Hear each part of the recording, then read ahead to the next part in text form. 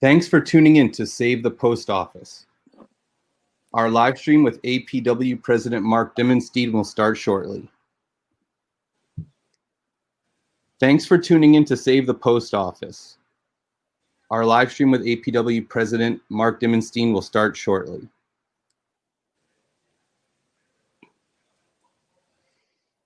Hi, everybody. My name is Jack Califano, and I'm a volunteer here with the American Postal Workers Union. And thank you so much for being here to learn more about APWU's Save the Post Office Day of Action coming up this Tuesday, August 25th.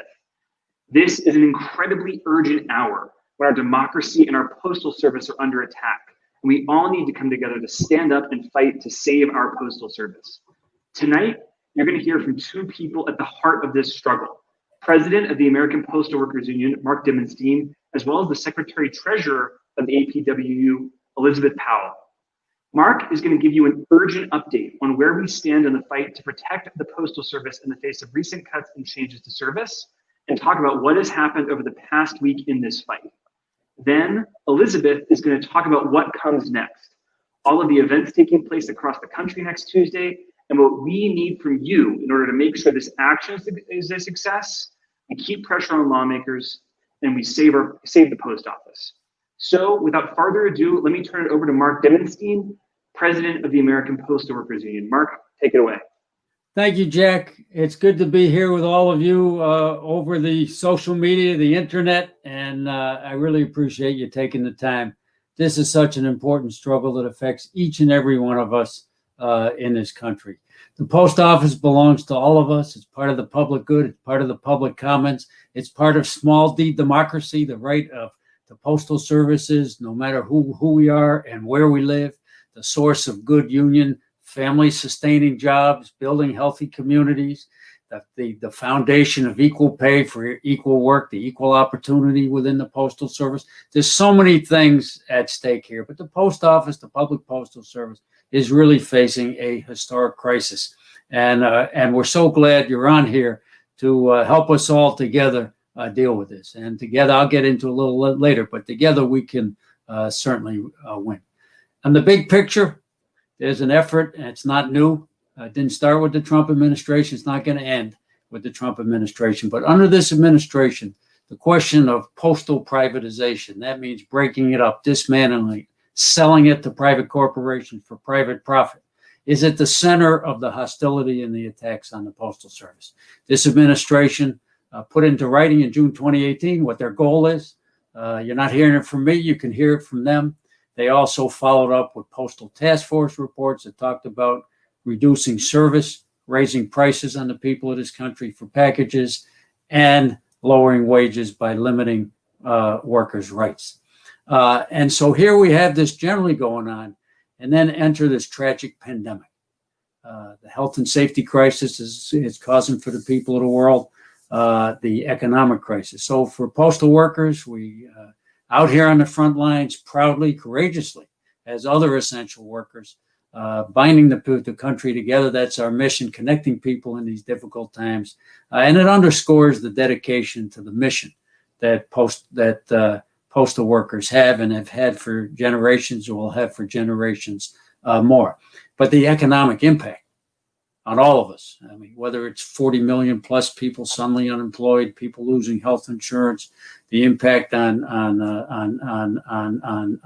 small businesses, it's great, but it also deeply affects the Postal Service. So what's happening is, and a lot of viewers may not realize this, the Postal Service does not run on tax dollars in normal times. It runs on the revenue from postage and postal services. And that enables us to go to process, sort, and deliver mail to 160 million addresses a day. Kind of incredible. But what's happening now is the economic crisis is causing a huge drop in mail volume, letter volume, up about 30% compared to last year. That's COVID related. Packages have temporarily made up for it because people are sheltered in place and using the internet more, but that's not going to last. And the Postal Service itself has projected the best we can in these times, the best they can in these times, that they will lose $50 billion. That's not an M, that's a B. $50 billion of revenue over the next 10 years, strictly due to COVID. Not changing mail habits or whatever, strictly due to COVID. So what's before us now is, because those who want to shamefully using this crisis to try to further starve the post office, make sure it runs out of money, because it will run out of money if there's not relief.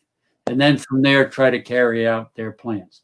The other fork in the road is that Congress steps up and does the right thing.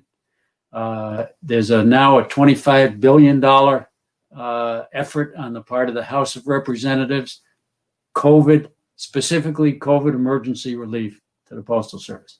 It's worth noting in the package in March, the CARES Act, $100 billion. There was then for the $25 billion. It was killed by this administration and Secretary of the Treasury, Mnuchin. It's about time that Congress takes care of the public sector, states, postal service, and all the essential services that we provide throughout the levels of government. And so now we have an opportunity for not only Congress to do the right thing, but for all of you to keep with a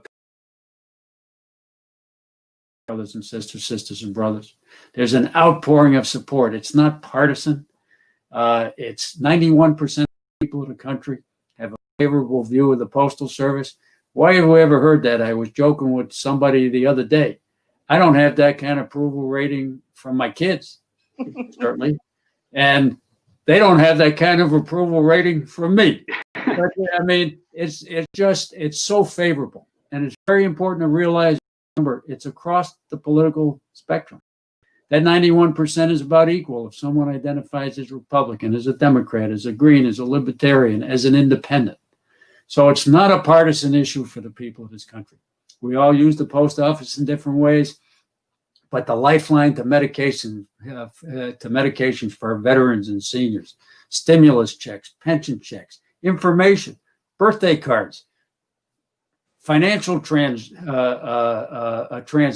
of all kinds, information, magazines, catalogs, e-commerce, vital supplies. And the pandemic has just underscored once again for the people of the country just how vital the public institution is that belongs to all of us and serves all of us.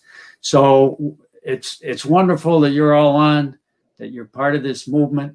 It's powerful, and we have an awful lot at stake, because really what's at stake is whether the public postal service is going to continue to belong to all of you, belong to all of our families, and belong to our neighborhoods and communities, or whether postal services will be there just to enrich a few private corporations at the expense of all of us. And then whether we get postal services at all and under what conditions and what costs will then depend on whether somebody can make a quick dollar. And think about what a wonderful equalizer the post office is, whether we're in the most remote outpost of rural America or the most densely populated urban center, that we have the same ability to access these services and rights. So we see it as a great opportunity, but so do the privatizers. So which side is going to win? And I'm firmly of the view that the people are more powerful than Wall Street when we stand united and active, and that's what we're doing in this postal movement. So what needs to happen now? Congress really needs to act. I had left out, I'm sorry, prior to getting to that, we also have an effort of this administration through the new Postmaster General to degrade postal services. And that's going on now. We're fighting it now. You're standing up now. We're demanding that these policies that he put into place that are slowing down the mail, slowing down the medicine, slowing down everything we do, and undermining the confidence of the people in voting by mail. And in this pandemic, that's the access to the ballot box for tens of millions of us. Tens of millions of us will only be able to vote safely or vote at all if vote by mail works well. It's worked great for generations. People love it. 1 of 4 voters in 2016 voted by mail.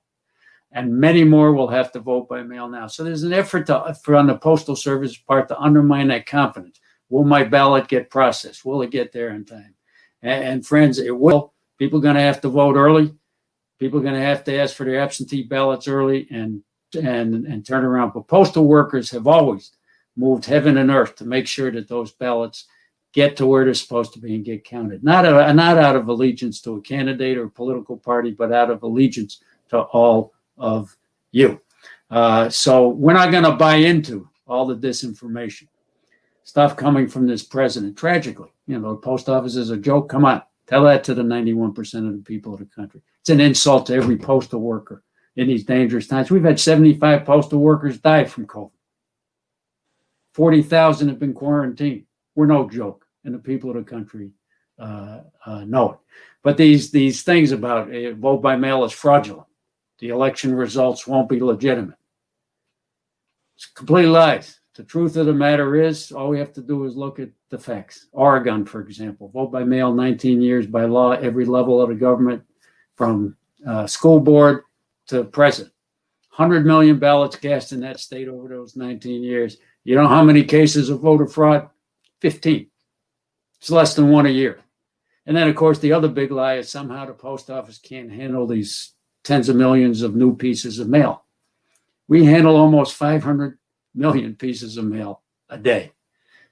We do national mailings all the time, from census to the CDC health guidelines. So don't buy into that, and tell your family and your friends, your neighbors, your coworkers the truth that the post office has always handled this, will handle it, can handle it. And in light of some of the obstacles, we may have to vote quicker, we may have to vote earlier, but we're going to make sure that we vote. So what needs to happen going forward is the postmaster just the postmaster blinked this week. He said he's going to not reverse, but put on halt, suspend some of the policies he's put into place that are slowing down the mail. For example, he said in mid-July, he's going to not use overtime anymore.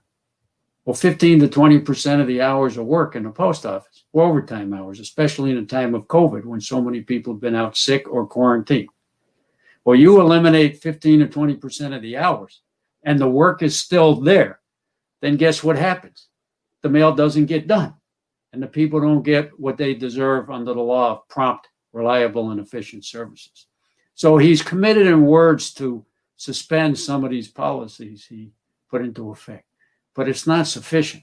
We'll take any positive step forward, but let's realize that it's not sufficient. And right now, it's only words.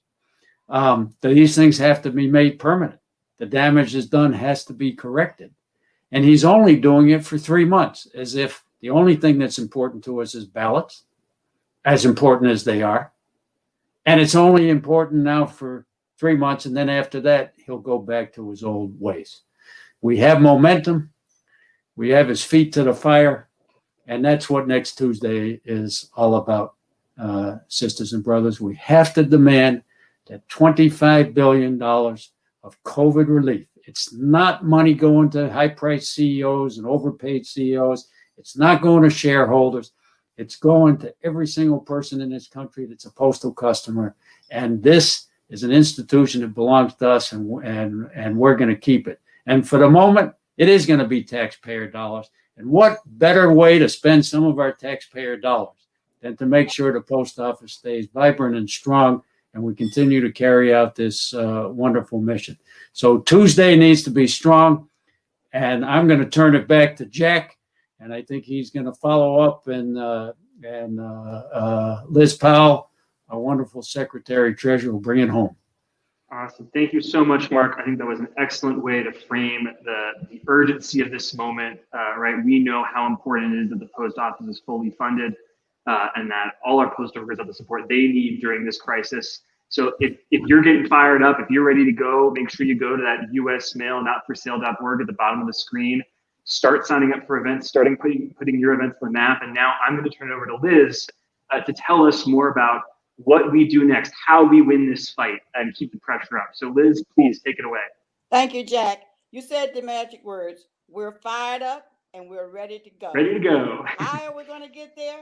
You heard it very clearly from President Demosthenes on what is going on and what we need to do. Therefore, we're asking all supporters of the United States Postal Service to organize a socially distanced rally outside their local post office on Tuesday, August the 25th, and we're aiming for hundreds of events across the country because the U.S. mail still is not for sale. All you have to do is put an event on our online map. Spread the word in your community through social media and your personal networks. Recruit 1 or 2 people to say a few words on why they want to save the post office, and contact local media outlets to make sure they know where the community stands. We've done it before, and we can do it again.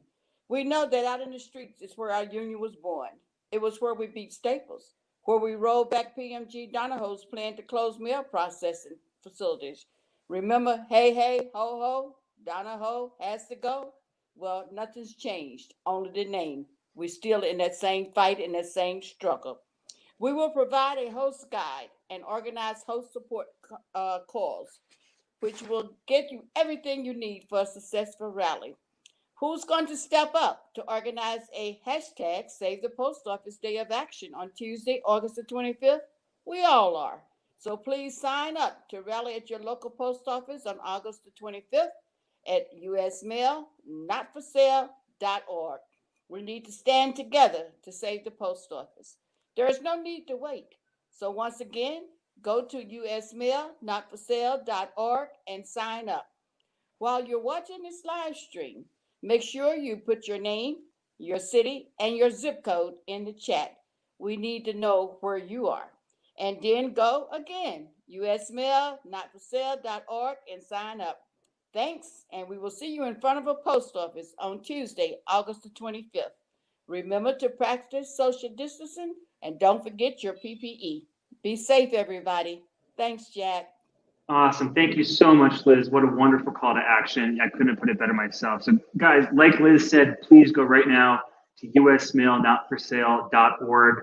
Click on the Get Involved button and put your event on the map. And all you need, whether it's big or small, 100 people or 10, show up outside your post office, your local post office on Tuesday, August 25th, and show your support for the U.S. Postal Service. This is a critical and urgent moment in our country's history. Our democracy and our basic social fabric is under attack.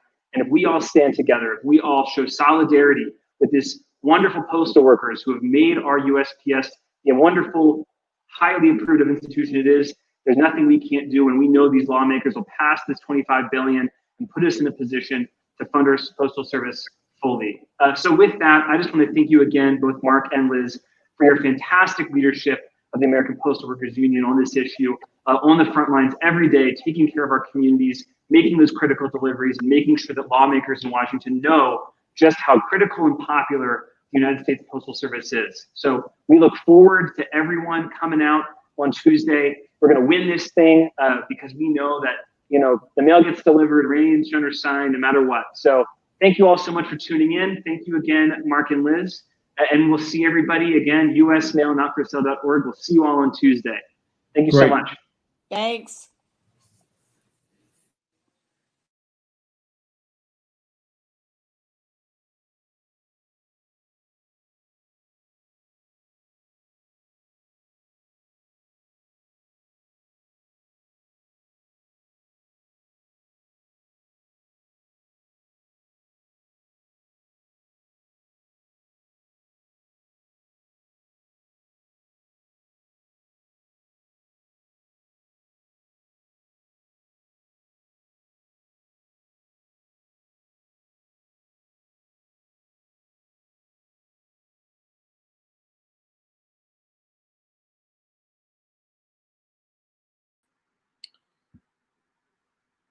Okay, we should be out. I haven't checked the YouTube yet. I don't know if you see that that's over. It's about a minute and a half behind.